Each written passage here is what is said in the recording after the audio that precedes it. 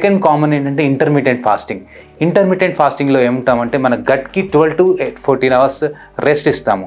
And యూజువల్గా మనం మధ్యాహ్నం 12 నుంచి నైట్ 8 లోపే మనం తినాల్సినవి అవన్నీ తింటాం. దీనివల్ల ఏంటంటే మనం తీసుకునే క్వాంటిటీ ఆఫ్ ద ఫుడ్ అనేది తగ్గుతుంది.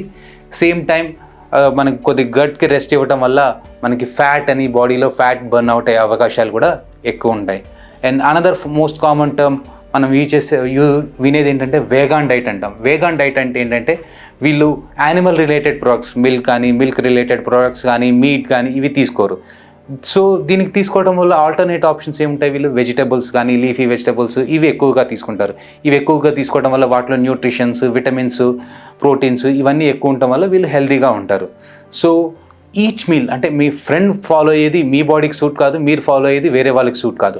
So the diet plan should be restricted, it should be plan to your own body.